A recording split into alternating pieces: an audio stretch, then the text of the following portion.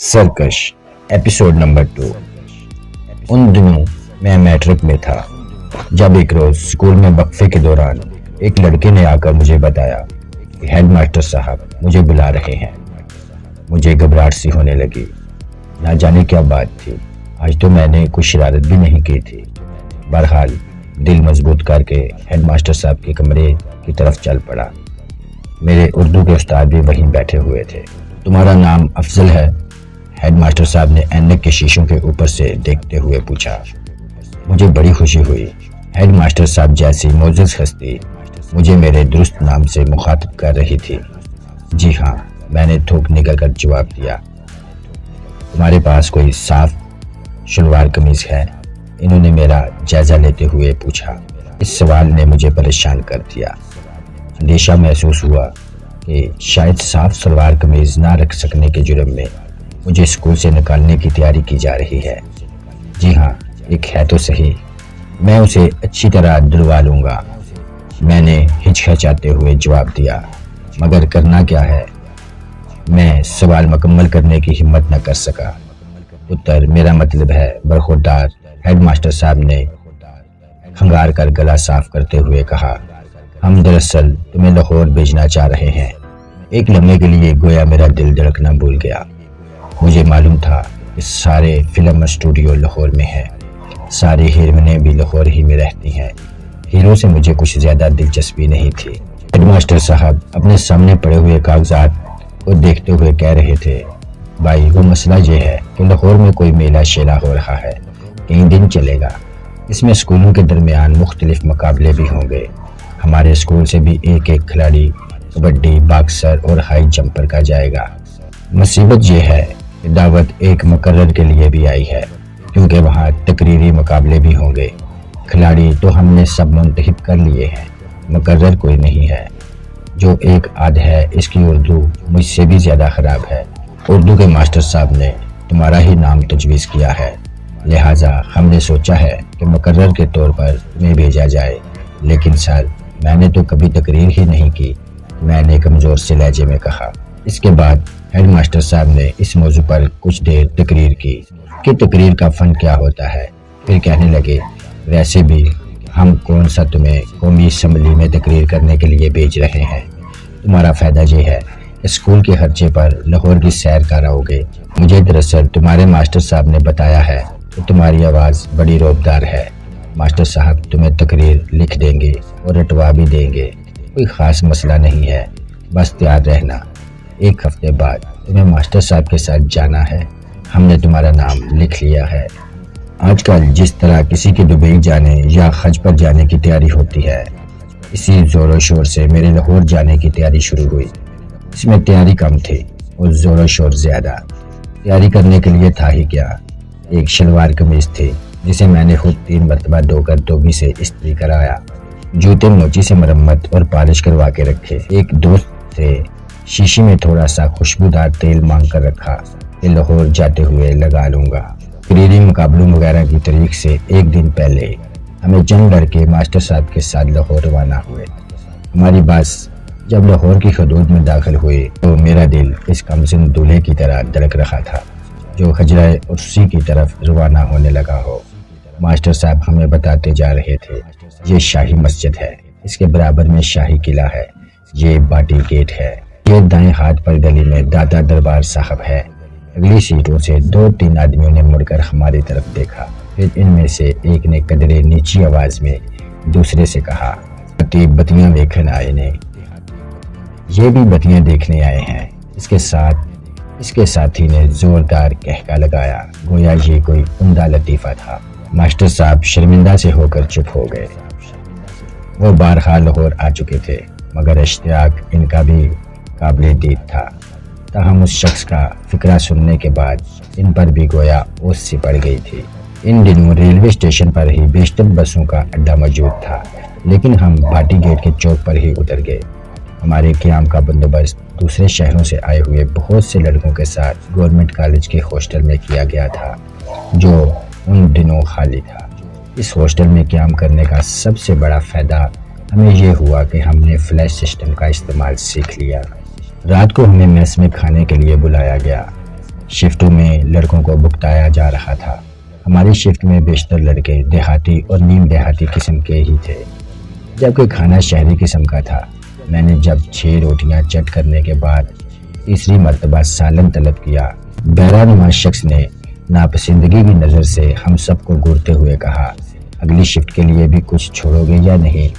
اس کے بعد دبی دبی زبان میں ماسٹر صاحب نے ہمیں سمجھایا کہ ہمیں اپنے آپ کو بے حد مہذب اور نفاست پسند ظاہر کرنا چاہیے۔ چنانچہ میں نے چوتھی مرتبہ سالن مانگنے کا ارادہ ترک کر دیا۔ میلے کے سلسلے کی سرگرمیوں کا انتظام یونیورسٹی گراؤنڈ پر تھا اور تقریری مقابلوں میں ہمارا نمبر رات کو آنا تھا۔ ماسٹر صاحب تو دیگر تفصیلات وغیرہ معلوم کرنے کے لیے صبح ہی کمرے سے نکل گئے، البتہ ہمیں تاکید کر کے گئے کہ ان کی واپسی تک ہم کہیں نہ جائیں۔ باقی لڑکے تو کھڑکی میں لٹک کر ٹریفک دیکھ کر ہی اپنا سیر کا شوق پورا کرنے لگے، لیکن میں چپکے سے کمرے سے کھسک لیا۔ نیچے آ کر میں سڑک پار کر کے سانس درست کر رہا تھا اور سوچ رہا تھا کہ مجھے کہاں اور کیسے جانا چاہیے۔ ایک ڈبل ڈیکر بس مست ہاتھی کی طرح جومتی جومتی میرے قریب آ کر رکی۔ وہ ایک طرف کو اتنی جھکی ہوئی تھی کہ میں سہم کر پیچھے ہٹ گیا کہ کہیں مجھ پر ہی نہ آن گرے۔ اس میں سے اترنے والے بیشتر لوگ، جن میں کالے کوٹوں والے 2-3 وکیل بھی شامل تھے، ضلع کچہری کی طرف بڑھ رہے تھے۔ اسی دوران کنیکٹر نے آواز لگائی، شانور شانور۔ اتنا تو مجھے معلوم تھا کہ شانور ایک اسٹوڈیو کا نام ہے، لیکن میں نے اطمینان کرنے کے لیے کنیکٹر سے پوچھ لیا، شانور اسٹوڈیو ہی جا رہی ہے نا؟ اس نے میرا جائزہ لیا، مسکرایا اور بس میں گھس کر مسافروں کو آگے دھکیلنے لگا۔ میں اس کے پیچھے پیچھے ہی بس میں چڑھ گیا۔ میری جیب میں 3 روپے 4 آنے موجود تھے، جو ابا جی نے بامشکل اپنے بجٹ میں گنجائش نکال کر مجھے دیے تھے۔ میں نے سن رکھا تھا، بہت سی کہانیوں میں بھی پڑھا تھا اور فلموں میں بھی دیکھا تھا کہ شہر میں عموماً بسوں میں سفر کرنے والوں کی جیب کاٹی جاتی ہے، خصوصاً نئے آنے والوں کی۔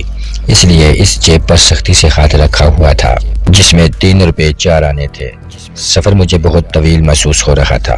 خدا خدا کر کے ہانپتی کانپتی بس ایک مقام پر رکی۔ وہاں بچے گچے تمام مسافر اتر گئے۔ مجھے کنیکٹر نے آ کر اتارا، یہ بتا کہ شانور اسٹوڈیو آ گیا ہے۔ میں نے بس سے اتر کر ادھر ادھر دیکھا تو مجھے کہیں اسٹوڈیو کے آثار دکھائی نہ دیے۔ دراصل میرے ذہن میں اسٹوڈیو کا تصور کچھ عجیب سا تھا کہ شاید وہ کوئی محل نما بہت لمبی چوڑی اور چمچماتی عمارت ہوتی ہوگی۔ اس میں کھیت، جنگل، نہریں، سجے سجائے ڈرائنگ روم، گلیاں، بازار، دکانیں، طوائف کا کوٹھا وغیرہ سب کچھ تیار ہوتا ہوگا۔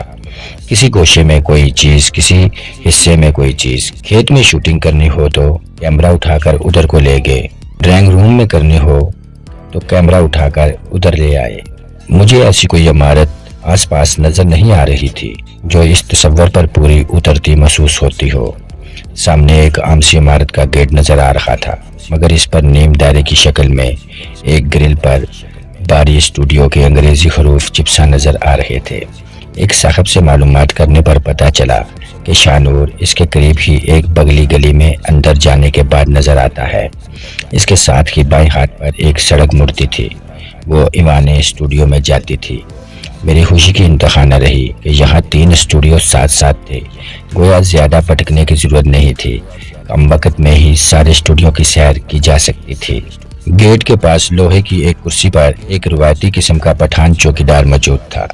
مجھے شبہ ہوا کہ فلموں میں نے کئی بار چوکیدار خان بابا دیکھا تھا، وہ شاید یہی تھا، وہی موٹی موٹی مونچھوں والا کلا اور وہی کرسی سے ٹکا ہوا موٹا سا ڈنڈا۔ تاہم وہ اس وقت اپنی نسوار کی ڈبیا والے آئینے میں دیکھ دیکھ کر اپنی مونچھوں کے سنگار میں مصروف تھا۔ لوگ بے تکلفاً اندر آ جا رہے تھے۔ میں بھی اپنے انداز سے بے پرواہی اور بے نیازی ظاہر کرتے ہوئے اندر جانے لگا، لیکن خان صاحب کی یا تو کوئی اضافی آنکھ بھی تھی جو آنے جانے والوں کا جائزہ لے رہی تھی، اور انہیں سب کے چہرے سے اندازہ تھا کہ کون متعلقہ آدمی ہے اور کون غیر متعلقہ، یا پھر وہ آنے جانے والوں کو ان کی بو سے پہچانتے تھے، کیونکہ جیسے ہی میں ان کے سامنے پہنچا ان کی مونچھیں یوں پھڑپھڑائیں جیسے کسی احساس میٹر کی سوئیاں کسی گڑبڑ کی نشاندہی کے لیے لرز اٹھتی ہیں۔ میری بو پا کر شاید ان کی ناک میں سرسراہٹ ہوئی تھی۔ خان صاحب نے نسوار کے ڈبیا رکھ کر اپنا باری ڈنڈا اٹھایا اور اپنی جگہ سے اٹھے بغیر میری راہ میں حائل کر دیا۔ کدھر جاتا ہے؟ اندر، میں نے روب سے کہا۔ اندر کدھر؟ اس سے ملنا ہے، اس کام کی خاطر جانا ہے، اس نے مونچھوں کو تاؤ دیتے ہوئے بیٹھے ہی بیٹھے پوچھا۔ اب میں گڑبڑا گیا۔ ان سوالوں کا میرے پاس کوئی جواب نہیں تھا۔ میرے منہ سے بے اختیار نکل گیا شوٹنگ دیکھنے۔ میرا جواب سنتے ہی خان صاحب کو جیسے جلال آ گیا۔ وہ ڈنڈا لہراتے ہوئے اٹھ کھڑے ہوئے اور حقارت سے میری نقل اتارتے ہوئے بولے، شوٹنگ دیکھنے آیا ہے اور ہم سے پوچھے بغیر اندر جاتا ہے؟ خانہ خراب، ادھر دیکھو۔ خان صاحب نے اپنے بائیں ہاتھ سے اشارہ کیا۔ میں نے دیکھا۔